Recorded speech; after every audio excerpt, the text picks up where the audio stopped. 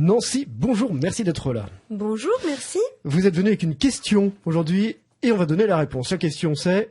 Doit-on mentionner ses diplômes sur son CV? On vous a posé la question il n'y a pas longtemps, je suppose. Oui, de toutes parts. Mais ça paraît évident.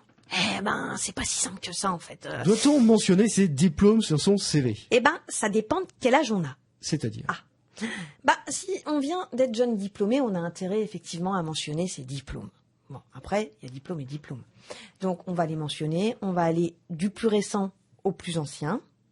On va effectivement préciser des éléments importants comme le lieu où on a fait ses études, parce qu'il y a des écoles qui disposent d'une certaine renommée par rapport à d'autres, etc.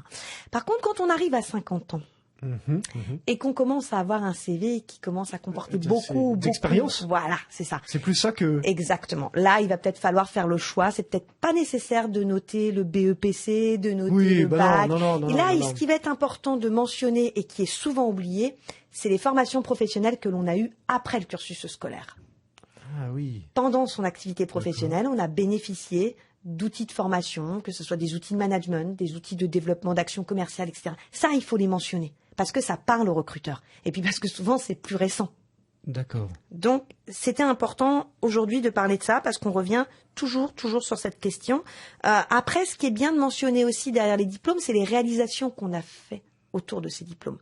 Si par exemple, j'ai fait une thèse. Voilà. C'est peut-être intéressant de mettre la thèse avec le sujet, etc. D'ailleurs, sur LinkedIn, le réseau que vous aimez par définition, vous trouverez, lorsque vous créez votre profil, à droite, des petits onglets avec marqué « Mes récompenses », mes réalisations, mes productions écrites. Voilà, si on a été cité dans un article, si on a par exemple géré, je sais pas moi, le journal de la fac ou le journal du lycée, ça, c'est important de le mettre si on est jeune diplômé, mais c'est aussi important de le mettre si on est senior, si à un moment ou un autre on a développé des compétences quelconques autour d'une rédaction de thèse, de doctorat ou de je ne sais quoi. D'accord, on met le diplôme le plus important, on trie un petit peu Oui, on trie un petit peu. C'est pas peine de tout mettre. Oui, alors surtout, on fait attention avec les séries du baccalauréat. Bon, il y a eu une grosse réforme du baccalauréat il y a quelques années. Donc, si vous mettez que vous avez eu un bac B, c'est bien de rappeler aux recruteurs ce que ça veut dire. C'est ça. Non, parce que les chargés de recrutement peuvent parfois être jeunes et bac B, ça leur parle pas. Donc voilà, il y a des choses comme ça qu'il faut un petit peu étalonner.